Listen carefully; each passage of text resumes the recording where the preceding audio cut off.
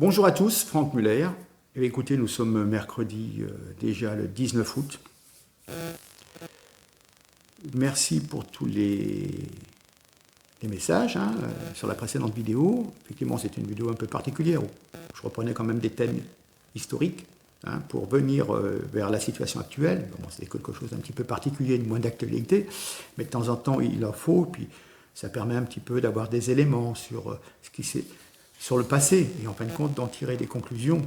Quand vous voyez, quand vous apercevez que vous avez été manipulé aussi bien en 45, en 36, en 38, Munich, etc., le Golfe, et la Syrie, etc., on vous a raconté beaucoup de choses pour accompagner des actions punitives envers des États, et qui, en fin de compte, le but était caché. Le but, c'était des intérêts économiques, des intérêts d'occupation et de spoliation des matières naturelles, des matières premières, surtout. Voilà. Donc c'est un peu particulier. Bon, vous avez suivi quand même pas mal. Donc c'est très bien. Je suis content d'avoir pu vous apporter une petite pointe de critique, d'avoir mieux cerné ce qu'on veut bien nous raconter parfois dans les médias. Voilà. Bon, mais écoutez, je vais prendre deux choses. Je vais parler de quelque chose d'assez douloureux qui était l'affaire des meurtres, de l'attaque des humanitaires au Niger. Je vais vous parler d'une association qui a porté plainte pour la diffusion des photos de ces jeunes gens qui sont décédés dans d'affreuses conditions. Et puis je ferai un petit point sur Alstom, sur la souveraineté industrielle. On va y revenir, il y a quelques détails à rapporter. Voilà, je vous rejoins dans une quinzaine de secondes. Merci, à tout de suite.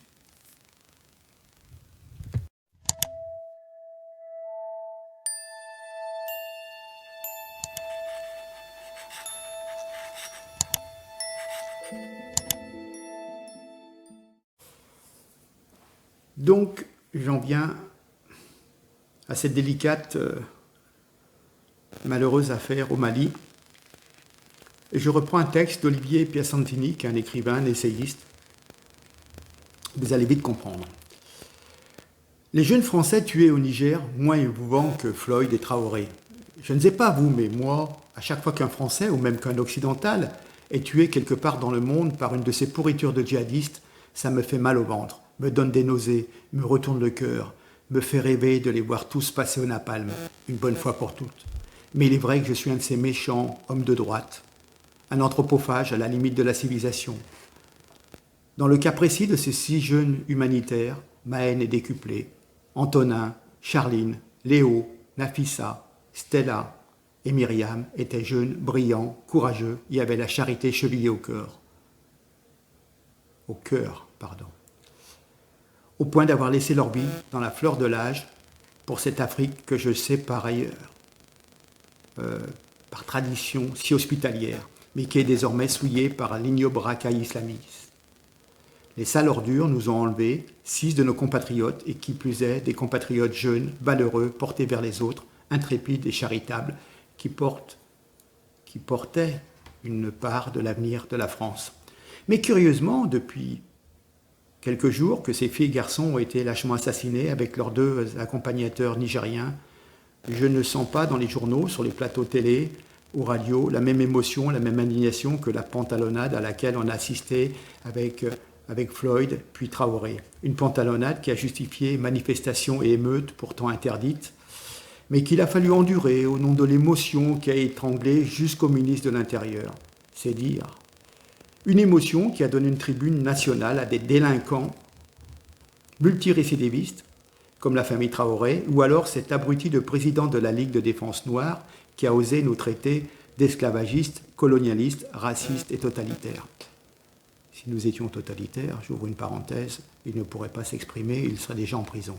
Je ferme la parenthèse. Visiblement, pour émouvoir les belles personnes qui dirigent notre pauvre France contemporaine, mieux vaut être une racaille comme Floyd ou Traoré qu'un diplômé, bénévole humanitaire comme ces 6 jeunes gens. Mieux vaut être tué lors d'une bavure policière, même douteuse, que par des ordures de djihadistes. Mieux vaut être d'ailleurs djihadiste, emprisonné en Syrie, et que l'on nous implore de rapatrier la larme à l'œil au nom de la charité, des droits de l'homme, de l'honneur de la France, plutôt qu'une otage au Mali comme Sophie Pétronin, dont tout le monde se fiche pas mal depuis 4 ans et qui doit endurer le martyre entre les mains de ses geôliers et dans l'indifférence générale. La gauche est décidément une maladie mentale. Avec elle, les victimes deviennent les bourreaux, ou alors n'intéressent personne. Les bons peuvent mourir dans l'indifférence générale, quand il faudrait tous se mobiliser pour la racaille dès lors qu'elle subit les retombées de ses actes. C'est cette tournure d'esprit folle qui relève presque d'un esprit suicidaire qui tue la France à petit feu, qui pervertit ses valeurs, la morale publique, l'esprit de sa jeunesse, la motivation et la confiance du peuple. C'est ce sale esprit de gauche dont il faudra un jour se débarrasser une bonne fois pour toutes, si l'on veut vraiment voir renaître notre pays de ses cendres. Je termine ainsi ce texte, cet hommage, cette triste constatation de M. Piacentini. Bien. Alors, on m'avait demandé d'en parler. Je salue les personnes qui m'ont contacté à ce sujet. Effectivement, comme beaucoup d'entre vous, j'avais l'occasion, il y a une dizaine de jours, de voir les photos des humanitaires. Alors, au départ, j'ai eu un doute, j'ai vu des photos. Il y avait plusieurs photos de jeunes femmes. Et vous savez, la première info que nous avions eue, c'était plutôt, je crois, 5 garçons et une fille qui avait été tuée par les islamistes. Et en fin de compte, on s'aperçoit que, ben non, c'était un garçon et vous aviez 2 garçons et 4 jeunes femmes. Et donc, vous aviez les images de ces corps. Et certaines personnes, moi je ne les ai pas partagées parce qu'au départ j'avais un doute, mais certaines personnes les ont partagées pour montrer en disant regardez, ce sont des humanitaires, c'est cette barbarie. Hein. D'ailleurs, on peut se poser la question, je vais y venir après, on peut se poser la question pourquoi ils les ont tués alors que généralement ces gens-là kidnappent et revendent des otages, demandent des rançons. Hein. C'est toujours intéressant d'avoir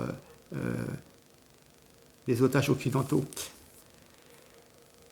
Et enfin, quand même, c'était à 50 km de la capitale, je crois. C'est quand même très délicat de laisser partir comme ça. Vous savez, il y a des coins comme ça qui sont complètement perdus. On sait qu'il y a un petit convoi avec des femmes blanches, non voilées, des blondes. Automatiquement, ça se sait. À 100 km à la ronde, on sait, ah bah tiens, il y a des humanitaires, il y a des femmes blanches, non voilées, donc un peu ça les excite. Et voilà, vous ne passez pas inaperçu. Hein. Bon, si vous êtes complètement déguisé en couleur locale, vous passez à travers, mais dès qu'on voit un petit peu des Occidentaux, automatiquement ça fait le tour du pays, et du coup, ben, il y a des gens mal intentionnés qui vont s'en rappeler et qui vont préparer une action. Hein. Bon. Puis on peut penser aussi aux 2 guides nigériens, dont un était père de famille, il allait avoir un enfant. Et voilà, donc il laisse un bébé en devenir, et puis 4 enfants, je crois. Bon, bref. Je termine là et je veux venir sur ces photos. Alors effectivement, on apprenait avec surprise qu'il y avait une plainte à déposer. Une plainte à déposer mercredi 12 août par l'Association française des victimes du terrorisme, AFVT, pour dénoncer la diffusion sur les réseaux sociaux, accompagnée de messages de haine, des photos des victimes de l'attaque au Niger contre des humanitaires français. C'est ce qu'a annoncé l'association. Elle signale des faits d'atteinte à l'intégrité d'un cadavre et de provocation publique à la discrimination par voie électronique, selon le directeur général de l'association, Guillaume Denoy de Saint-Marc. Nous sommes nombreux à avoir été choqués par la circulation de ces images, ainsi que par l'utilisation qu'en font certains internautes, identitaires, soi-disant, pour appeler à la haine contre les musulmans dans leur globalité. Non, ce n'est pas dans leur globalité, c'est contre ce qui se passe sur le terrain, simplement. Hein. Donc, déposer contre X, la plainte vise ceux qui ont pris les photos, ceux qui les ont diffusées sur Internet, et enfin ceux qui les relaient et les utilisent pour appeler à la haine. Donc, effectivement, si vous les partagez, vous pouvez être quelque part complices. Hein. Des familles, malheureusement, ont vu ces images qui font des dégâts psychologiques énormes et certaines, et elles font des dégâts psychologiques énormes, effectivement, et certaines familles envisagent de se joindre à la plainte. On sait le responsable associatif qui était mardi aux côtés des proches des victimes qui ont été reçus au ministère des Affaires étrangères. Donc il y a des publications qui ont été rapidement supprimées, si vous voulez, mais elles continuent de reparaître, bien sûr. Donc une enquête judiciaire a d'ailleurs été ouverte à Paris par le parquet national antiterroriste au lendemain de cette attaque. Ils ont revendiqué à ce jour, effectivement, 6 jeunes humanitaires français de l'ONG Acted, leur chauffeur, leur guide nigérien, dans un parc naturel à 60 km de Miami. C'est ce que je vous disais tout à l'heure. Alors, bien sûr, pour les familles, de voir les photos de leurs enfants exposés comme ça. Mais que faire? Ignorer le problème? Alors, cette association, l'Association française des victimes de terrorisme, a suivi énormément de personnes du Bataclan, et donc elle s'insurge sur le fait que des patriotes, entre guillemets, diffusent sur Internet des photos de ce massacre.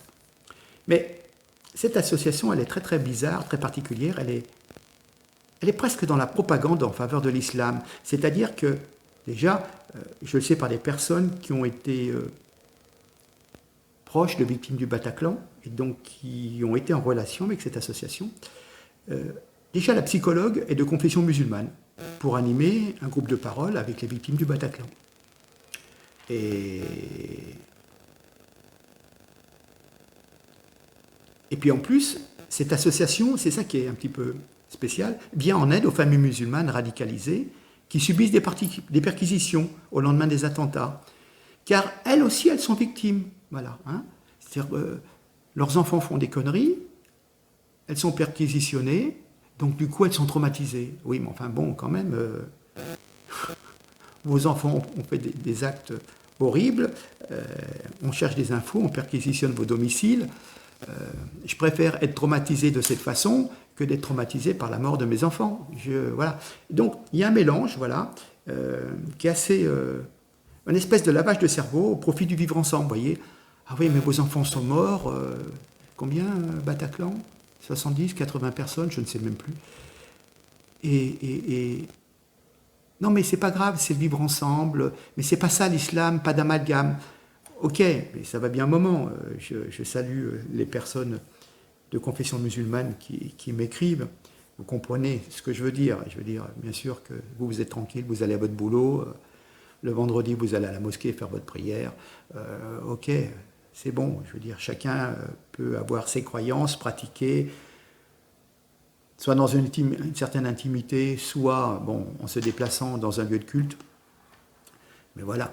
Mais vous comprenez très bien qu'on vise des personnes qui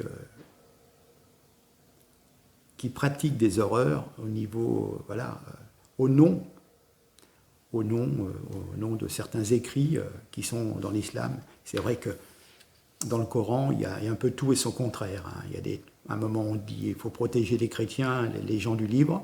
Enfin, on peut assassiner tous les athées. Et puis à un moment, il faut convertir de force les chrétiens. Vous voyez, il y a des tas de sourates, etc., qu'on s'y perd, quoi. Et chacun peut sortir l'élément qui va l'arranger pour défendre ses idées. Bon, je ne vais pas m'embarquer là-dedans. Voilà, moi voilà, et je demande aux gens d'être honnêtes, d'être corrects, et voilà. Donc c'est très très particulier, cette association, donc, et bon, qu'elle dénonce quand même les gens qui dénoncent les photos en disant c'est pas net, c'est pas propre, pensez à la peine des parents. Je veux bien, mais aller porter plainte contre des méchants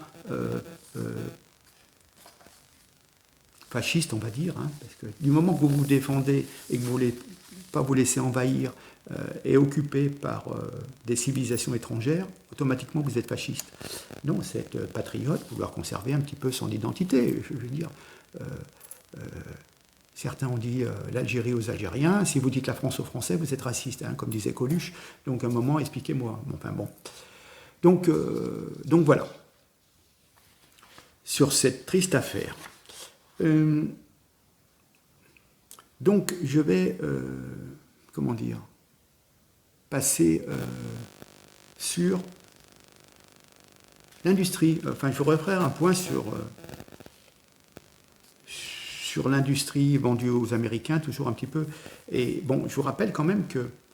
Alors on avait un petit cocorico, comment dire, le 31 juillet 2020, la Commission européenne annonçait qu'elle autorisait, sous condition d'importants sacrifices industriels en France, l'acquisition par Alstom de la branche transport de l'entreprise canadienne Bombardier, visant à constituer un champion industriel de rang mondial dans le secteur ferroviaire. Donc, on est content, Cocorico, pour l'ambition d'Alstom. Rappelez-vous qu'au départ, on vous disait Alstom n'est pas viable, Alstom est trop petit, l'air de dire c'est des imbéciles, ils ne savent pas vendre, ils ne savent pas fabriquer, et on va les filer à Siemens. Hein. Donc, elle a choisi, Alstom, de s'impliquer avec une entreprise dont les racines sont québécoises, donc, bon voilà, bon, québécois, canadien, français, voilà. Mais simplement, c'est très bien, parce que chacun va être complémentaire et ça va permettre d'être un petit peu plus étoffé, plus puissant, donc c'est très bien. Mais il y a un problème avec la Commission européenne. Il y a une obligation pour Alstom de céder l'usine alsacienne de Reichshofen et les trains grande ligne Coradia, parce qu'il faut qu'il y ait une concurrence libre et non faussée. Et donc, vous voyez, Emmanuel Macron nous parle sur la puissance de l'Europe, la souveraineté économique, mais c'est que de la poudre aux yeux. Parce qu'à Bruxelles, les gardiens du dôme étriqué, qui font de l'Union européenne l'idiot utile de la mondialisation, veillent. C'est-à-dire que même la constitution d'un champion mondial par acquisition d'une entreprise qui est quand même extra-européenne, eh ben, ça ne trouve pas grâce à leurs yeux. Voilà, les ouvriers de Reichshofen, et on peut leur exprimer quand même une certaine solidarité, leur envoyer toute notre amitié aux Alsaciens là-bas, seront les victimes. C'est-à-dire qu'on va être obligé de vendre cette usine, alors je ne sais à qui, est-ce qu'ils vont la vendre à Siemens ou à quelqu'un d'autre, mais voilà, ils vont quitter le groupe Alstom, alors que c'est une des usines, des toutes premières de chez Alstom. Vous voyez, voilà, on découpe l'entité de l'entreprise, voilà, pour faire plaisir. Donc, comment voulez-vous que l'Union européenne puisse jouer un rôle de bouclier face aux ambitions économiques brutales de la Chine et des États-Unis si, sous fausse prétexte de concurrence, on découpe... alors, on autorise Alstom à s'étoffer en prenant Bombardier, mais en même temps, on lui dit « Ah oui, mais quand même, on t'enlève un petit bout parce qu'il ne faut pas que tu sois trop fort. » Bon, voilà. Alors, bon, il y a des concessions qui sont vraiment absurdes, mais enfin, c'est quand même un petit succès quand même. Rappelez-vous que on avait voulu, effectivement, comme je vous le disais, filer Alstom dans les bras de Siemens au grand profit des intérêts industriels allemands. Et heureusement, cela avait avorté l'année dernière en raison du refus de la Commission européenne, toujours au nom de cette histoire de concurrence. Mais ce rapprochement, à l'époque, aurait constitué un désastre national. Et pourtant, le gouvernement français, Bruno Le Maire, nous avait dit qu'il n'y avait aucune alternative et qu'il fallait absolument se débarrasser d'Alstom pour la donner à Siemens. La preuve, c'est qu'en fin de compte, il y avait une autre alternative, c'était de se mettre avec Bombardier, chose qui va se faire, mais qui ne se fait pas dans les meilleures conditions. Voilà. Donc, on voit aujourd'hui avec quel sérieux le ministre de l'économie s'occupe des industries stratégiques nationales et combien il y a une certaine résignation au déclin de la France. Et pour eux, c'est quelque chose de naturel. C'est-à-dire que, oui, c'est une pente naturelle. On glisse de plus en plus et on s'habitue chaque année à perdre un fleuron de nos industries. Hein. On devait... l'autre partie d'Alstom a été vendue à General Electric. General Electric qui est presque en faillite, qui avait promis d'embaucher et qui, au contraire, a licencié. Enfin, il y a eu des tas d'opérations de magouille, je crois, en 2014, couverts, aidés par Emmanuel Macron, alors ministre de l'Industrie. Non, il n'était pas ministre de l'Industrie, d'ailleurs. Si, je ne sais plus. Ministre de l'Économie. Voilà. Donc, d'ailleurs, tout le monde s'est élevé à l'époque contre la vente de ce fleuron, et chaque année... on se sépare d'usines qui font l'identité, la souveraineté économique de la France. Et ça, moi, je ne peux pas le supporter. Donc, c'est une chose. Je vous ai parlé, je crois, il y a une semaine, de l'entreprise Photonis qui faisait des instruments de visée pour les armées, et qui va être vendu aux Américains, qui piqueront les brevets, reprendront ce qui est à prendre, puis fermeront l'usine au bout d'un moment, en disant c'est plus viable, c'est trop cher en France de fabriquer, et puis hop, ils feront la culbute là-dessus, et puis voilà. Donc, ça continue, si vous voulez, de faire tout et n'importe quoi, enfin, tout contre les intérêts français et les intérêts de la population française qui a besoin d'avoir des emplois avec des gens qui travaillent et des gens qui cotisent, qu'ils soient entre guillemets gaulois, français de souche, travailleurs immigrés, tout le monde doit aller bosser et cotiser pour faire entrer de l'argent dans les caisses de la Sécu, les caisses de retraite, etc., pour essayer un maximum de sauvegarder les acquis sociaux que nous avons la chance encore d'avoir en France. Mais pour combien de temps? Parce que tout est fait justement pour vous dire que c'est plus possible financièrement et qu'il faut travailler plus longtemps, qu'on peut moins rembourser, cotiser de plus en plus, etc. Donc, c'est un peu le but aussi de mon implication politique, de mon combat. Voilà. Sur ce, je vais vous laisser. Et puis, écoutez, je vous remercie de tous les messages, de tous les échanges, hein, comme d'habitude. Je vous demande de partager un maximum. Voyez, donc cette association des victimes du Bataclan, c'est quand même un petit peu, voilà, c'est dans l'idée principale du gouvernement, toujours le vivre ensemble, pas d'amalgame. Bien entendu, on ne va pas s'en prendre au premier musulman qui est dans la rue en lui disant « t'es complice des assassins ». Non, mais à un moment, il faut quand même se dire faut réagir. Voilà, c'est chaque mois ou tous les trimestres. 3 morts par-ci, 4 morts par-là, un petit attentat, ah ben Nice, allez, 100 personnes décrasées, le Bataclan, vous voyez, on s'habitue à cette horreur. Non, on ne doit pas s'habituer à cette horreur. Voilà, et il faut tout faire pour prendre des mesures pour essayer de verrouiller au maximum. Voilà. Donc, je vous laisse le soin de partager, de me répondre, de commenter, suivant vos idées, votre humeur. Voilà. À très bientôt, en tous les cas. Merci pour m'avoir accompagné ces quelques minutes. Je vous salue bien bas. Au revoir, merci.